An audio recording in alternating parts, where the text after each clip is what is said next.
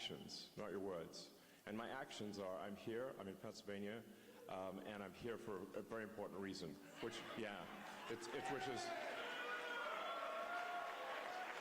I can't emphasize enough that Pennsylvania is, I think, the linchpin in this election. And this election, I think, is going to decide the fate of America, and along with the fate of America, the fate of Western civilization.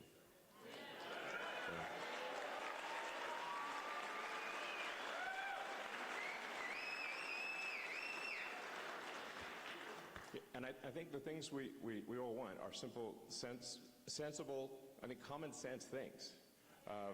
You know, we obviously want secure borders. We want safe cities. You know, sensible spending, so that we don't have crazy inflation. We want freedom of speech. We want the Constitution to be upheld. And you know what?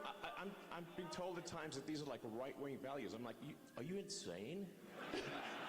There's literally the fundamental values that made America what it is today.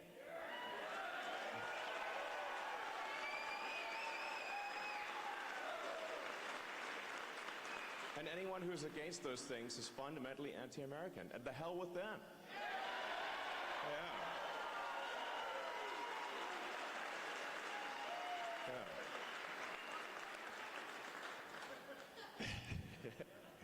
I see I'm getting a lot of agreement from everyone in this room. So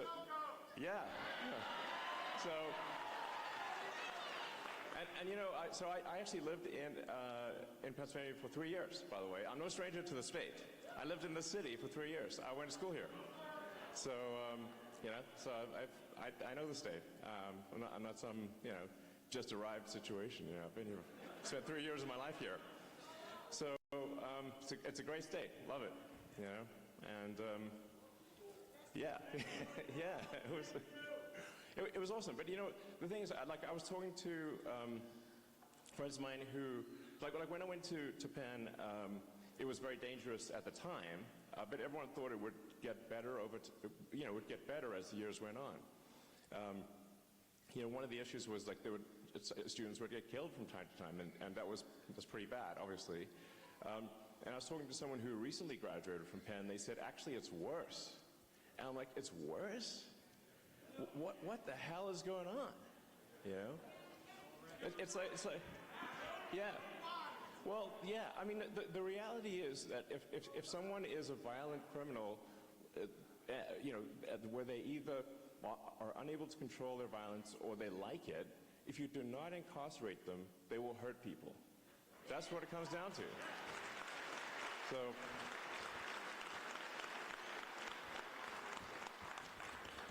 So if you don't put hardened criminals in jail, they will kill people. That's what it comes down to. And that's, unfortunately, the situation we have here is that the Democratic Party will not put hardened criminals in prison. And so they roam free, and they prey upon you, and your kids, and your family, and your friends. This is insane. How can we be, you know, the most powerful country in the world, and it's not safe to walk around our cities? What the hell is going on? Yeah. I mean, Soros, honestly, misanthropic. You know, he's for someone who has, you know, sort of claims to be doing good, but actually he is not. You know, he is tearing down the fabric of society. So terrible. Yeah. But I think it's just unbelievable that like you should be able to feel safe walking around American cities. And it's not just, you know, Philadelphia has a challenge. New York has a challenge. Every major city in the U.S. Like my mom lives in New York, for example. 3 of her friends have been assaulted on the street this year. You know, it's like, and it's getting worse. And now, when she takes her dog for a walk, she has to stay, you know, inside of the building so she can call for help if need be. This is not the future we want. And if we get 4 more years of this, I mean, we're going to be fully Mad Max, you know. And it's like, well, it's nice to watch a Mad Max movie, but we don't want to be in the Mad Max movie, okay?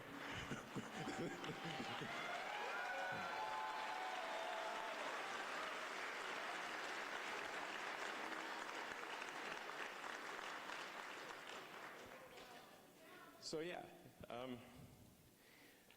and then the whole border thing is just insane. I always want to try to figure out what is the truth of the matter, what's really going on. So on the border situation, it's like, is it real or is it not real? So I went there in person and I just literally live streamed what I saw. And our border looks like World War Z, okay? It's like zombie apocalypse, it's insane. So this is, if you don't have a border, you don't have a country. Yeah, I mean, we're just saying, like, we have to have real borders,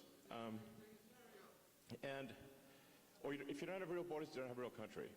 And obviously, as someone who's an immigrant, I'm pro-immigrant. I just want to make sure that people who come here are going to be assets to society, and that they're going to raise our standard of living,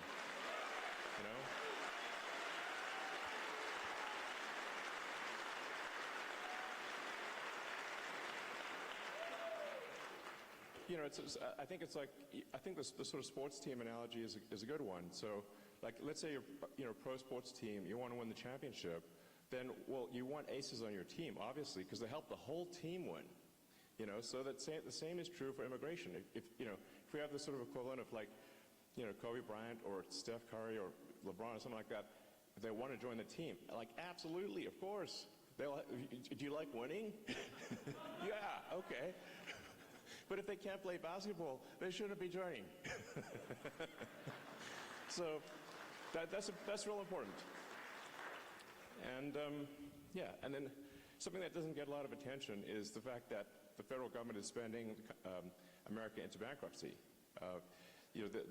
Which is crazy. It's sort of, and that's really what leads to inflation. Is that when the government spends more than it brings in, that's what causes inflation. Yeah, so it's just a pernicious tax. So there has to be we have to radically reduce the amount of government spending so that we don't rack up a debt that is impossible to repay and drive the country to bankruptcy.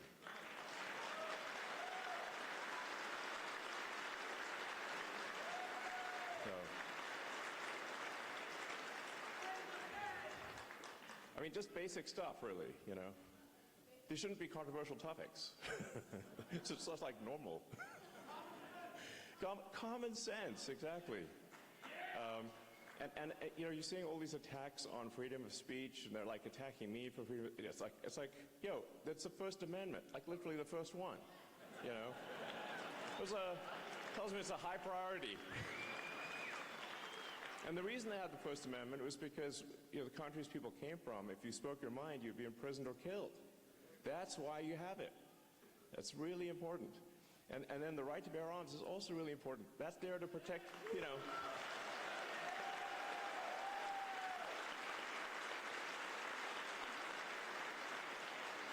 I mean, the Second Amendment is there to protect the First Amendment.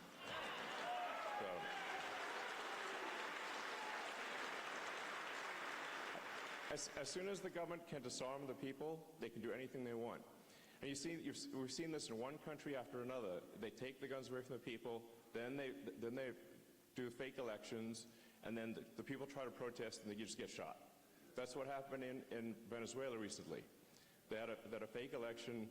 Maduro lost, like massively lost, like 70% loss. And he's like, "Oh no, I won." And and everyone's like, "Oh, you didn't win." There were big protests in the street.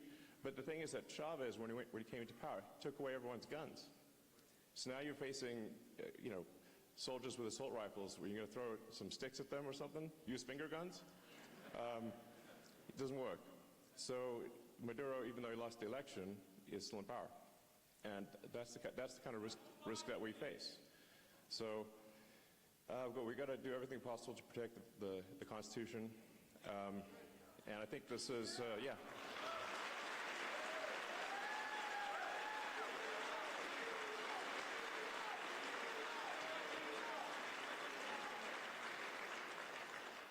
So for all those reasons, that's why, after thinking about it hard, it was very clear to me that Donald Trump has to win this election. It really does.